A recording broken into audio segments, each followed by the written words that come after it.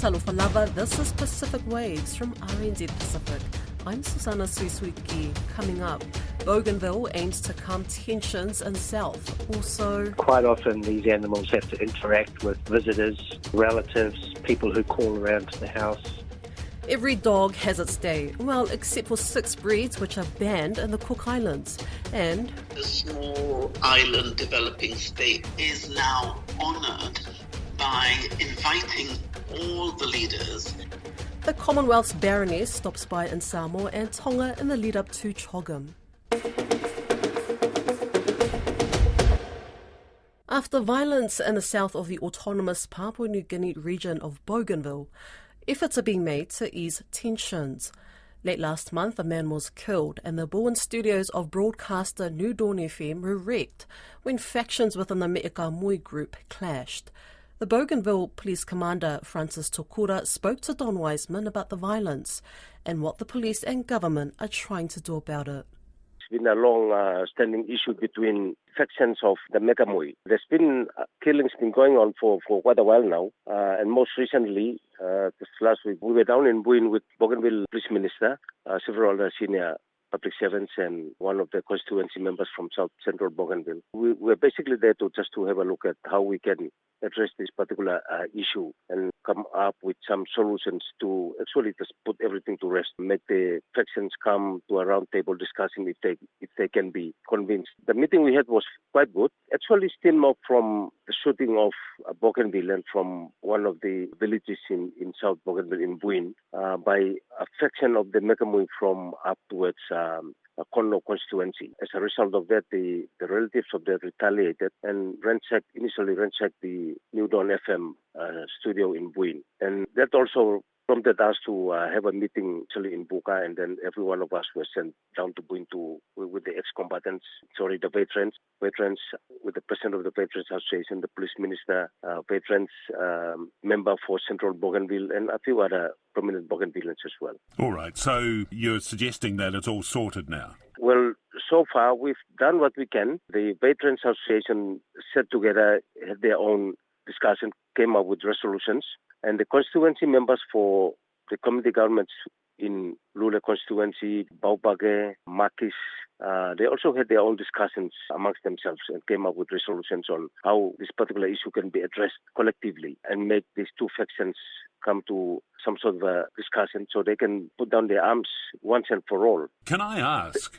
Yeah. So we've got two factions of the Mekamui, and the Mekamui certainly once upon a time was a rigid separatist organisation within the Bougainville Revolutionary Army, wasn't it, or came from that? So yeah, that's right. You've got two factions fighting each other. What are they fighting over exactly? There's a lot of talk going on the reasons for them fighting each other, but it's probably just a misunderstanding on their philosophies on how they are supposed to be working together or staying together as a group. But it's a long story, so I would basically just say that it's a misunderstanding between the leaders of these two factions. That's why they're actually not only two. There's a few other factions in the particular constituency in Konno. They're actually having their differences. That's why it's now coming down to a lot of these killings, and we're just trying to find out ways and means on how we can address this. What are those ways and means? Because lots and lots of effort's gone into trying to take guns off these guys. It doesn't work, does it? Yes. Well, one of the obvious discussions one of the obvious things that came out from the discussion was actually look at how can the government assist, maybe starting projects for them to make them become involved in doing certain things for themselves so that they put down their arms. Instead of holding arms, they do something more meaningful in their communities, in their families as well. So starting projects is one of the things that came about in the discussions, and looking at ways and means of engaging the young up-and-coming youths. Obviously, by this time, you would appreciate the fact that most of the veterans or those who were involved in the crisis have already passed on. Some are quite old. They probably cannot be able to do harm to anybody by this time. So it's the younger ones who are now taking up these arms. Yes. So one of the obvious things discussed was for the government to come up with projects, look at how they can help the youths, perhaps come up with educational programs, sending them to schools. Those are the obvious discussions that they came about during this discussion. But it's now up to the team which was set up to have a look at those resolutions and make recommendations to the Bougainville government and obviously to the national government as well. I guess we can't call these people ex-combatants because most of them are far too young to have been involved in any fighting. No. Well, it's obvious that they are very young and they're not ex-combatants. They're not veterans. Even the veterans do not recognize them as being ex-combatants. There's only maybe a few of them who are still around, but a lot of them are now very young who grow up during the crisis. Yes, so they're gangs of youths, basically. Well, we could say that. Yeah, we could say that. Obviously, they're not those who were actually involved in the crisis. If I could talk about New Dawn FM, they had their studio down there destroyed. Why were they targeted? There's been some concerns raised about the involvement of. It's still unconfirmed. Still trying to get a report from my commanders as to if there was actually anything that could link New Dawn FM to this particular issue, the killing that recently happened. We were just trying to work out why was New Dawn FM singled out during this particular shooting. Obviously, it was burned down by criminal elements, not those who were actually involved in the shooting. And the owner of New Dawn FM is also actually from Conno constituency, and the building was burned down by youths from within Baubaka constituency. There are two different constituencies, so we're just trying to do some initial investigation as to how was New Dawn FM linked into this particular shooting. One of the problems with Bougainville is a lack of communication, so losing the radio station doesn't help that process, does it? Yes, I'm concerned as well because New Dawn FM has been assisting us actually, not only Bougainvilleans but also the Bougainville Police Service in disseminating information from Buka to South Bougainville through New Dawn FM in Buin. And I'm also very concerned as to the lack of communications that we'll be having now that New Dawn FM is in Buin has been burned down. And I feel I'm very concerned for this to have happened. So I've instructed my commanders to make sure that they continue with investigations and get as many of the youths who were involved in this, because it's a law and order issue now.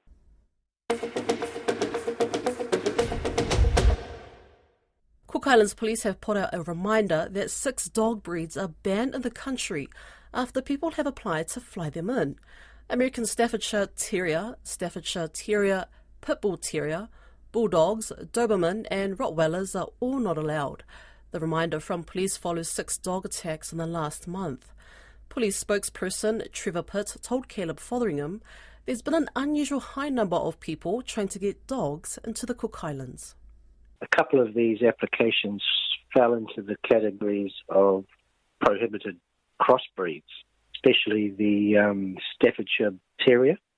That was the main reason why I posted an update on the requirements for importing a dog, along with some current statistical information about the complaints. I'm keen to get to the complaints, but before we do, can you tell me why the dog breeds have been banned? Well, this is a historical list that's been put together over the years, so we didn't just come up with a list like just now. And it was based on the experience of having particular breeds like the Rottweiler especially. And we did have some on the island some years ago, back in the 80s. Over the years, certain breeds have been added to the list because of the concerns over their temperament. And it's not just the temperament in terms of the family who are holding these animals as pets, because quite often these animals have to interact with visitors, relatives, people who call around to the house, and also other dogs that they might run into on various occasions.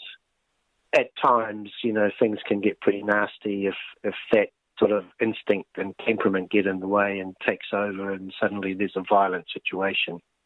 So you mentioned before that there were some complaints recently. Could you please tell me what complaints there have been? Well, the complaints are ongoing, and they're just the uncontrolled dogs. There are a range of complaints from dogs barking all night, dogs hanging around in packs by the side of the road, chasing motorcyclists and cyclists, and also walkers. People who walk in the mornings and the evenings get harassed. We've had, I think, about 7 so far this month, mostly attacking people. And people have had narrow escapes from being nipped on the legs as they've sort of walked past or driven past. So that's an ongoing issue for us and our dog control unit, which is busy on a daily basis attending to call-outs. How severe have these attacks been? People have been bitten, so, bite marks. They've broken the skin. And in terms of the dog control squad, what type of work do they do? Well, they attend to the complaints as on an ongoing basis. So yesterday they were out in Tijikavika trying to locate a pack of dogs that's been harassing people and livestock. And any dogs identified as unregistered are put down. How many dogs are registered versus unregistered? The problem in Rarotonga, is it just a bunch of stray dogs walking around, or do most of them have homes? Well, it varies from village to village. Some areas are particularly bad for roaming packs. But we also have a problem with dogs up in the mountains too, wild dogs, who venture down during the day and night, scavenging.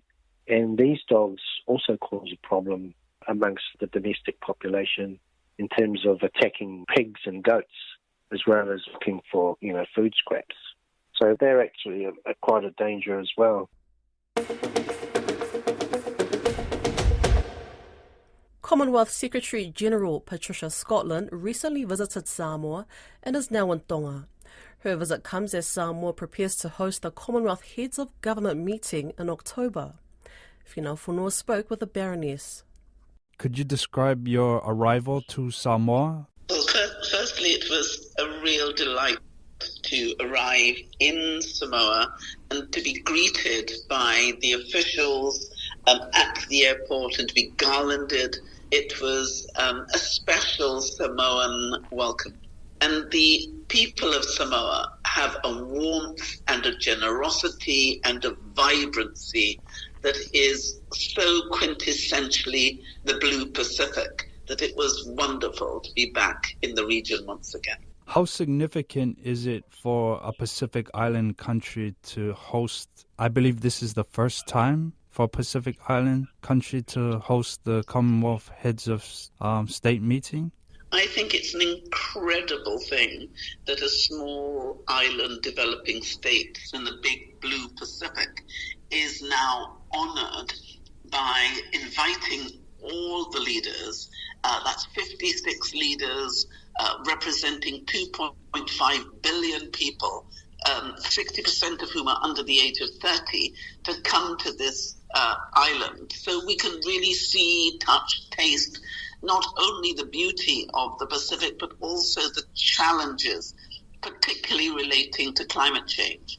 When you are outside the region, it's easy to empathize and to think you understand the reality of living in a climate-vulnerable region.